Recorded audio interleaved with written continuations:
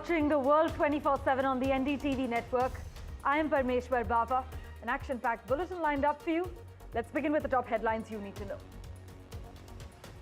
India is close to finalizing an interim free trade agreement with the United States, sources have told NDTV, and said an announcement is expected by September or October. At least 20 people were killed and over 160 injured when a Bangladesh Air Force plane hit a school and college campus in Dhaka. The government in Bangladesh has set up a high-level probe panel to establish the cause of the Air Force jet crash.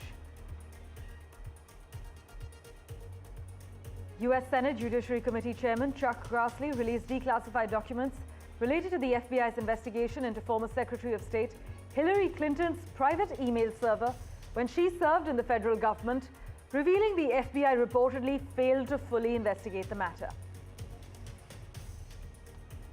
British Royal Navy's F-35B will bid goodbye to Kerala and fly out after being grounded for 5 weeks at the Thiruvananthapuram International Airport. Geeta Gopinath, the number 2 official at the International Monetary Fund, will leave her post at the end of August to return to Harvard University.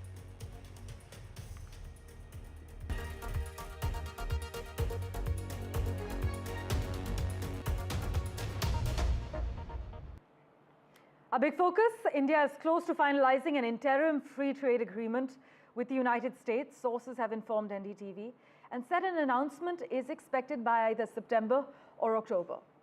Indian negotiators returned from the US on Saturday after a 5th round of talks, and a team of American officials is now expected in India in mid-August as both sides race to secure a provisional deal before Donald Trump's August 1st deadline for imposition of fresh tariffs. Now, apart from the tariff on steel, issues related to agriculture and automobiles have also been discussed. And India sources have informed us that India has hardened its position on the US's demand for duty concessions in the dairy sector, something we've been extensively covering as well. India has not given any FTA partners such concessions, but Rishabh Bhatnagar has been tracking all the insider details for us. He joins us live with a quick update at the moment. Rishabh, we're picking up from our sources that an India-US free trade mini deal is likely by October or September? Right, Parmeshwar, that's the first tranche of the deal that was slated for September or October that is in the public domain. President Donald Trump and Prime Minister Modi, both of them had said that the first tranche of this deal should be done by the fall of 2025, which is September or October. So that is something that has been on track for a while. What was a sticking point was these tariff deadlines. First, it was July 9th. Now it's August 1st. And we were expecting some sort of a mini trade deal around the July 4th mark. That did not happen. We're now expecting something around the August 1st mark, which is basically to say that India and the US have reached some sort of an agreement wherein the US will not be implementing these tariffs that it has been implementing on various other trading partners. So all the talk right now is focused on that August 1st deadline and whether or not India and the US will be able to reach some sort of a deal with regards to tariffs not being imposed on India. That is something that is crucial in the next week or so. Like you said, a 6th round of in-person negotiations is set in New Delhi. Yeah. Right, Rishabh, also, let's just look at a different scenario for a second, not to be pessimistic, but even if a mini deal is not possible and the Trump administration imposes this 26% tariff that was announced on the 2nd of April, the impact on India will not be so significant, right? So the impact part, Parmeshwar, it all depends on the sort of tariffs that are levied on other manufacturing economies, right? It has to be a tariff differential that is in India's favor so that India retains relative competitiveness. So even though there might be some sort of a tariff that might come in, it should be lower than that of, let's say, Indonesia or Thailand, Cambodia, Vietnam, Bangladesh. All of these countries compete with India in various manufacturing sectors like textile, leather, footwear. So it is sectors like these where India is looking for sustained preferential advantage over all of these countries. So that is what is that is something that India is chasing. Also, what India is chasing is assurance that no fresh tariffs will be introduced once some sort of a deal is in between India and the US. Because, like we've seen with copper, we've seen with pharma, we've seen a new 10% BRICS tariff threat come in. So, all of these are additional tariff threats that are not sitting right with Indian negotiators, and rightly so, given that if you have a trade deal that is being negotiated, then new or fresh tariffs should not become a part of it later. Of course. Rishabh, thanks so much for joining us with the latest details and contextualizing the key flashpoints for us. The other crucial headline we're tracking, the UK government will begin enforcing the first phase of immigration reforms from today as part of its wider policy agenda outlined in the immigration white paper that was titled Restoring Control Over the Immigration System. Now, these latest measures aimed at reducing net migration include a narrower list of sponsor-eligible jobs and a ban on overseas hiring in the care sector. The white paper that was actually published on the 12th of May signals the government's intent to make it more difficult to move to and settle in the UK. Now, you must note the white paper does not actually itself change immigration law. Several of its proposals are already being actioned through changes to immigration routes. Basically, the Home Office in the UK will implement two key reforms. The first being reduce skilled worker occupation lists. So employers will no longer be allowed to sponsor overseas workers for roles that are classified as medium skilled. Secondly, there'll be an end of international recruitment for care workers. So employers will be barred from recruiting care workers from overseas under the skilled worker route, and those already sponsored by that date will not be affected.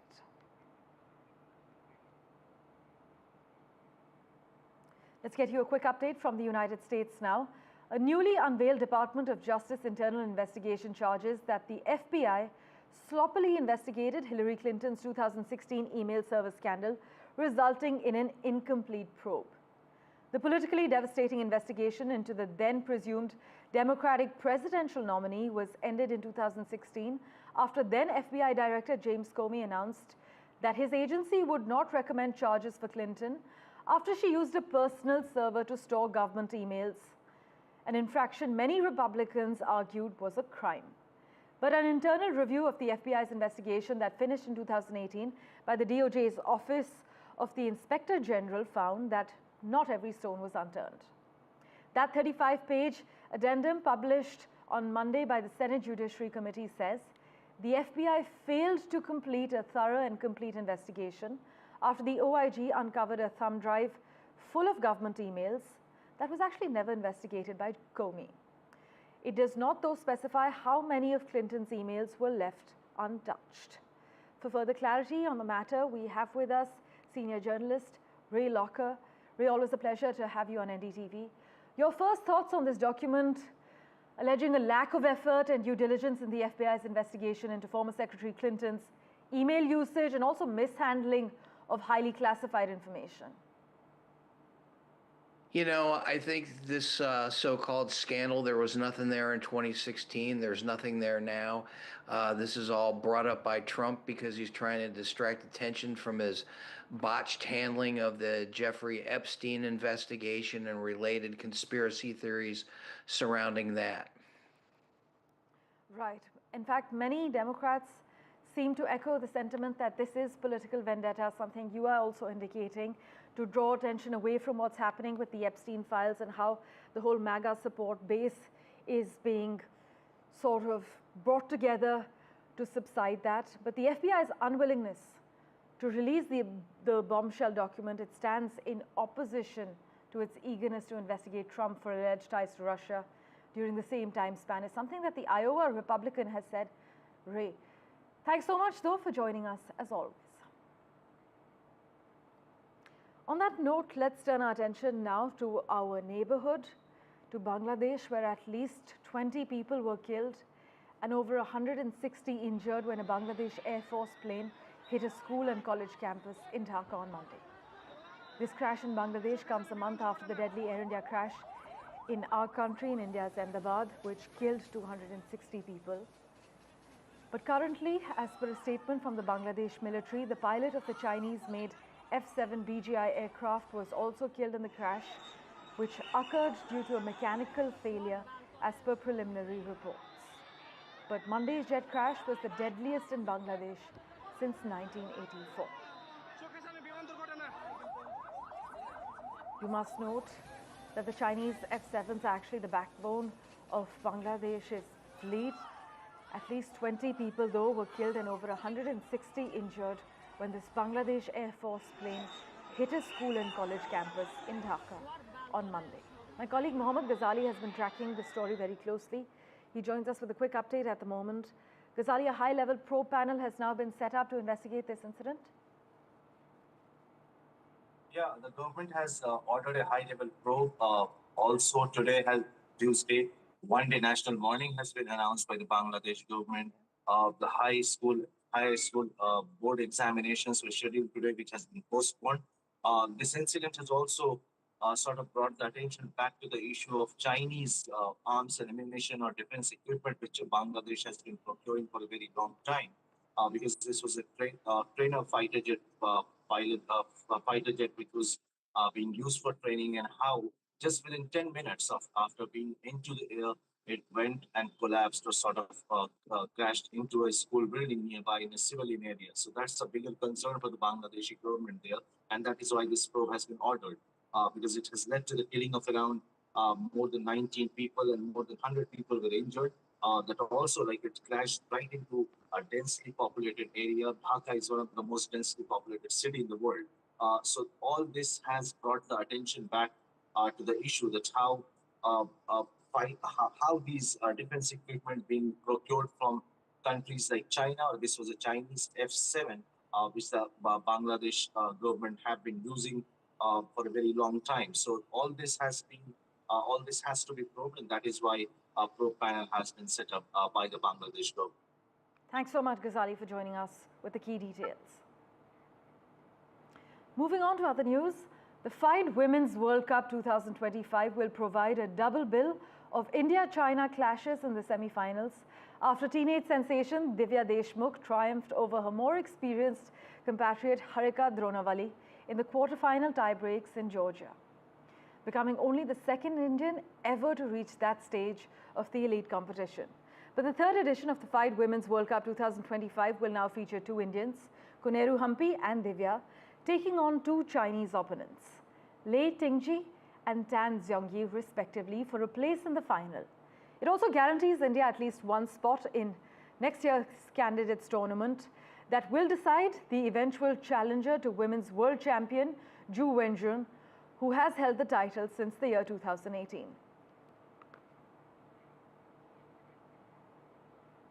On that note, let's turn our attention to the £100 million F-35 that's stuck in Kerala. Well, after 5 weeks, the stranded UK fighter jet is to leave India as the technical glitch has been fixed. The British F-35B fighter jet, which has been grounded at the city airport in Thiruvananthapuram due to a technical snag since the 14th of June, is scheduled to leave today as in Tuesday. A team of technicians who arrived from the UK, including those from the manufacturer, rectified the snag in its hydraulic system. Shivarur has the details for you.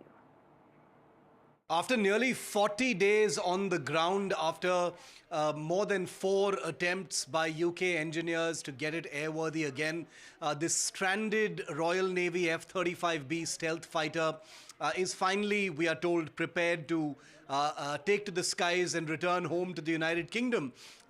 37 days grounded after it made an emergency landing on the 14th of June late in the night in Thiruvananthapuram in Kerala makes it one of the most unusual modern aviation stories. An F-35 is a very, very advanced 5th generation stealth fighter, not an aircraft you see stranded on the ground for, an extended period of time. And yet here it was, simply with crews simply unable to fix it and get it airworthy to fly back to the United Kingdom. The aircraft's mother ship, the HMS Prince of Wales, has since departed the Arabian Sea. So it's not like it's waiting around for the aircraft. But this F-35B, if it does take off today, and we wish the cruise, absolutely the best, and happy landings and happy takeoff. But if it does manage to go, it is not known just yet where the aircraft is going to be taken. Presumably, the F-35 will have to fly somewhere in the Middle East, to one of the NATO bases where it can be serviced and refueled, and then make a hopping sort of trajectory until it reaches the United Kingdom to its home base, where it can finally be inspected in full. Well, news and updates continue in a moment, right after this very short commercial break. See you.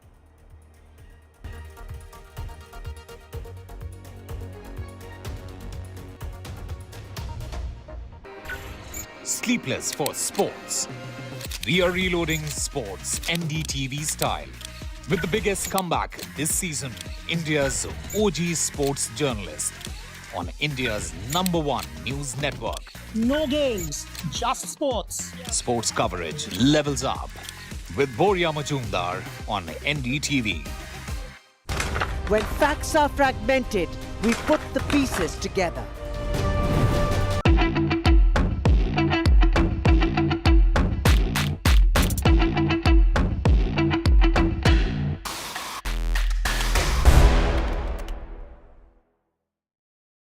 In today's interconnected world, India's voice is more crucial than ever. When India speaks, the world listens. At NDTV World, we are that voice, bringing you intelligent and insightful news from India and beyond. From geopolitics and diplomacy to economic shifts, migrations, tech disruptions, and the stories of our diaspora. We cover the news that shapes our global future. NDTV World, your new home for global news, is here. When facts are fragmented, we put the pieces together. Where power collides with truth, we are there. Behind me is that massive security arrangements that are in place. Behind fractured boundaries, we clear the fog of war. Fault Lines with Gauri Dwivedi, only on NDTV World. From interesting tech startups to industry-leading companies, politics, sports, culture, curry, cricket. Oh, there's so much to talk about. Like me, if you too thrive on interesting conversations, this is a show you cannot miss. Watch this space to know more about all matters and all people that make Britain what it is today. Out of Britain, with me, Radhika. Well, Harvard University is in federal court now to make the case that US President Donald Trump's administration illegally cut $2.6 billion from the storied college. It is a pivotal moment in the school's battle against the federal government. And if US District Judge Allison decides in the university's favor, the ruling would reverse a series of funding freezes that later became outright cuts as the Trump administration escalated its fight with the nation's oldest and wealthiest university. Such a ruling, if it stands, would revive Harvard's sprawling scientific and medical research operation and hundreds of projects that lost federal money. Speaking of Harvard, Geeta Gopinath, the #2 official at the International Monetary Fund, will leave her post at the end of August to return to Harvard University. The IMF managing director will name a successor to Gopinath in due course. This is what their official statement says.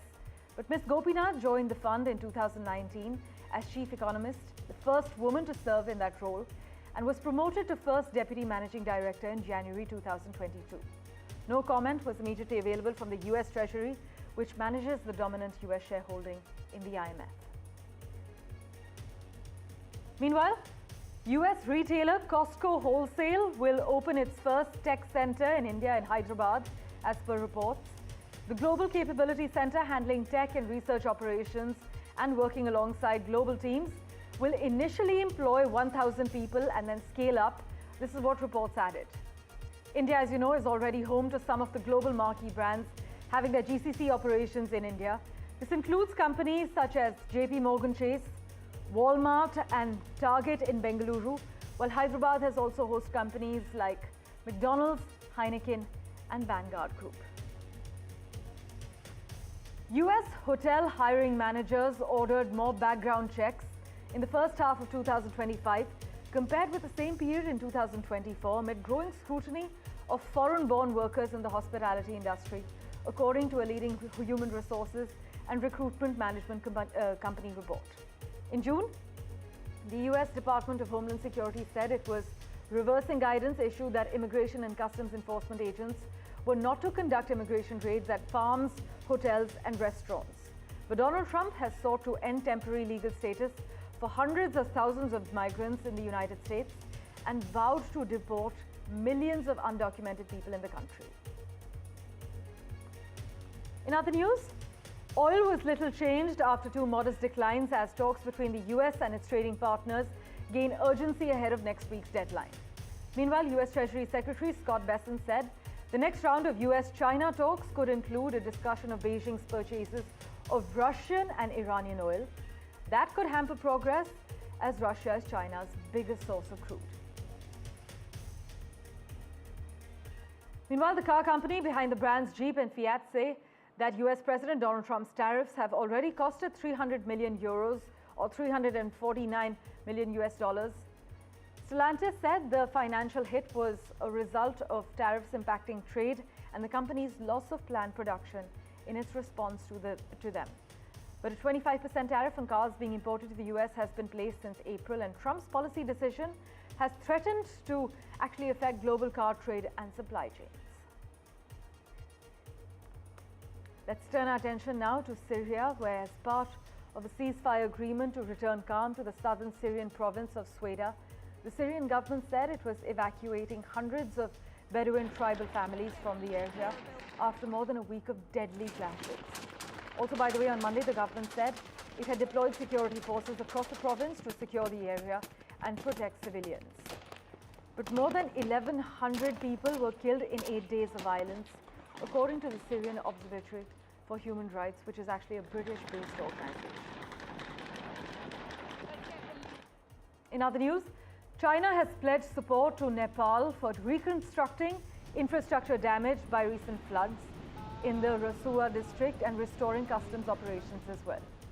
The Nepal-China Friendship Bridge connecting the two nations, along with several hydropower projects and a dry port, was severely impacted by flash floods that struck in July on the 8th to be precise. And the assurance came during a meeting between Nepal's finance minister and a Chinese delegation that was led by the chairman of the China International Development Cooperation Agency. Right, and finally, let's turn our attention to a film that is now the biggest Bollywood hit ever to feature two debutante leads. In the glamorous world of Bollywood, where star power often eclipses storytelling and legacy outshines fresh talent, the success of Sayara has marked a rare cinematic event. This film, led by two completely new faces, Ahan Pandey and Aneet Padda, has emerged as one of the biggest blockbusters of 2025. With a massive 36 crore Sunday, Sayara wrapped up its debut weekend at 84 crore net India. That's not just a win, it's a signal that the audience is ready for fresh storytelling and fresh faces. Artist का talent review करने का काम है तुम लोग का। ये साले ब्यूटी वाले स्लैब्स हगे ये भी तो तुम लोग बोलेंगे वाह क्या हगा है। लेकिन एक अच्छा आर्टिस्ट भी जान लगा दे अपने आर्ट में उन लोग को क्या मिलता है? क्या मिलता है उन लोग को? Sayara made 22 crore on day 1, 26.25 crore on day 2, and day 3 Sunday it saw a spike and it made 35.75 crore, which makes the weekend total as 84 crore net India. It's rewriting the record books at the box office. I mean, in the first 3 days, for a film led by newcomers, a new lead pair has collected 84 crores in India, which is unimaginable, unprecedented, and I think it's a great achievement for the Hindi film industry.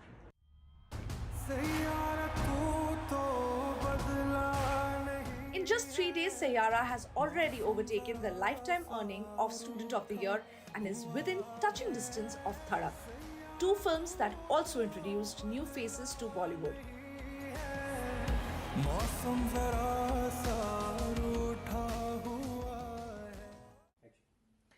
Sayyara has been one of the biggest blockbusters of recent time with the fresh faces, because it has certain elements of curiosity about the lead pair which was under wrapped, and that curiosity to see the lead pair with some amazing music are the two major factors of making this film successful. And then the release was also splendid. The production value is good, and most of all, the director Mohit Suri, he understands the pulse of audience. He know how to create great love stories with broken characters, and that is what he did with Sayyara. Experts say it's the freshness of the lead pair, Ahan Pandey and Aneet Padda, and the unusual decision to keep them largely away from the promotion circuit. The mystery worked, and so did the music, the emotional pull, and Mohit Suri's signature romantic storytelling. पर 8 साल बाद एक villain return. Not only did it surpass Suri's previous opening records, एक villain at 16 crore, सिर्फ उन लड़कियों को target करता है जिनके वन साइडेड लवर्स हो. दिल टूटे आशिकों का मसीहा बनना चाहता है. and Ashiki 2 at 6.1 crore. तुमसे और इस कामयाबी से दूर. सबका एक सपना होता है लाइफ में. तुम्हारा सपना क्या है? Sayyara catapulted itself into 2025's elite league of top weekend openers. Opening weekend collection of top 5 films of 2025 have been Chhawa with 121.43 crore, Houseful 5 91.83 crore, Sikandar 86.44 crore, and now it's Sayyara with 84 crore. As of now, it trails behind only 3 big ticket releases this year. So massive was the demand of Sayyara that the release dates of a film like Son of Sardar 2, starring Ajay Devgan, was pushed back. No one saw this coming, not even other filmmakers.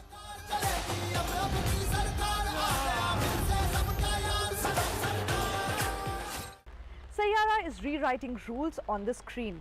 A breakout hit with long legs at the box office? All signs say yes. This is Abhiradhar reporting from Mumbai for NDTV.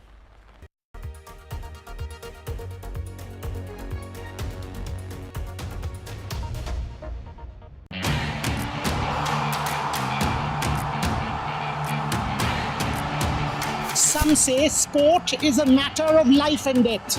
The truth is, it is far more serious than that. Sport is about ecstasy and agony, about pain and suffering, about joy and much more.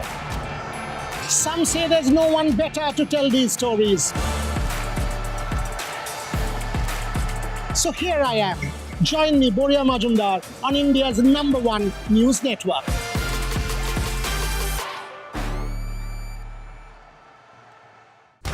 When facts are fragmented, we put the pieces together. Where power collides with truth, we are there. Behind me is that massive security arrangements that are in place. Behind fractured boundaries, we clear the fog of war. Fault Lines with Gauri Dwivedi, only on NDTV World. In today's interconnected world, India's voice is more crucial than ever. When India speaks, the world listens. At NDTV World, we are that voice, bringing you intelligent and insightful news from India and beyond.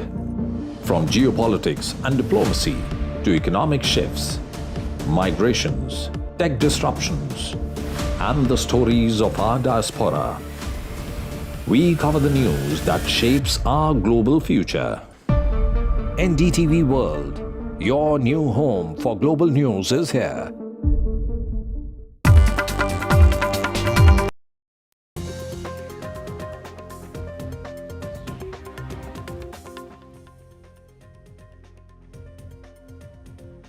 In a sudden move, Vice President Jagdeep Dhankar has resigned from his post. This is to prioritize health. He has sent a letter to Draupadi Murmu saying that he is stepping down with immediate effect, and this is to abide by medical advice. I hereby resign as the Vice President of India.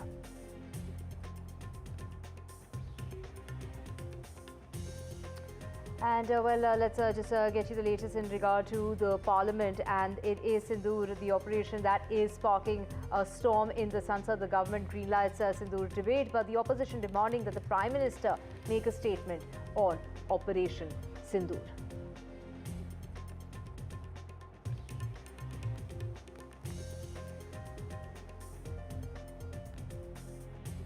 And in the Bihar poll politics in the Parliament, it is the Bihar voter list row, which is the adjournment notice in the Parliament. The opposition is saying that this is a threat to democratic rights, while the poll body in the Supreme Court had said that they have the power to verify citizenship.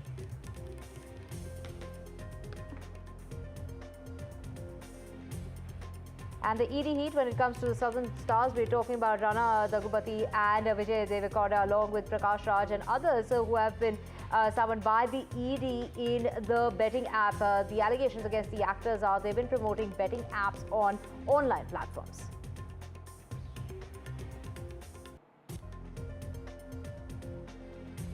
And US government classifies Hillary probe files. This is Hillary Clinton's files. Mishandling of it is the allegation that's being made by the new, allegation. This is suggesting these are the documents of the Department of Justice that the ex-FBI chief ignored key evidence in the email probe, backing claims that FBI skipped searches on relevant thumb drives.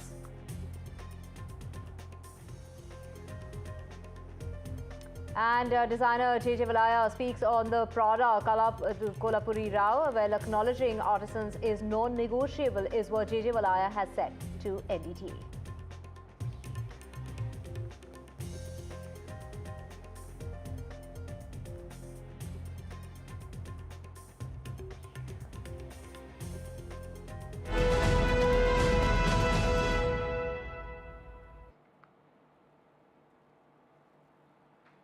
A very good morning. You're watching NDTV 24/7. This is the breakfast show. I'm Divya Vadva. We have a whole lot lined up for you, including the sudden move of the Vice President Jagdeep Dhankar, who's turned in his resignation in order to prioritize health. He is saying that he's abiding by the advice of the doctors, and he sent that letter to President Draupadi Murmu saying he's stepping down with immediate effect. To know more on this, we have my colleagues Maria Shakil and Vasudha Venugopal joining us right outside from the Parliament, getting us the very latest. The question on everyone's mind is, what caused this move, this sudden move? And of course, Jagdeep Dhankar, they're saying this is on the advice, and he's abiding by medical advice, which is why he stepped down, and that comes into effect immediately.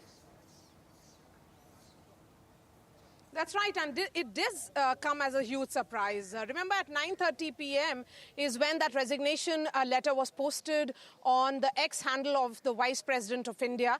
And today is, all eyes will be on whether the Vice President, the outgoing Vice President, will actually be, delivering some kind of farewell speech, Vasudha. And there are several unanswered questions in this move. First, it was day one of the monsoon session, and he had also said that he will be present in the House today. Interestingly, an hour before the resignation, few hours before the resignation, Vasudha, there was an official communication which had come from the Vice President's office that he will be traveling to Rajasthan for an official, event. And of course, the big question is whether he will be first giving some kind of a farewell speech. And now it's clear that the proceedings of the House will be carried out by the Vice Chairman of the Rajya Sabha, that is Harivansh Narayan Singh. But amidst these questions that are being raised, all eyes will also be on the opposition, Vasudha, which has now said that it is more than what meets the eye. Absolutely. And remember, this is the same opposition that had moved an impeachment motion against Jagdeep Dhankar. And Jagdeep Dhankar, Maria, has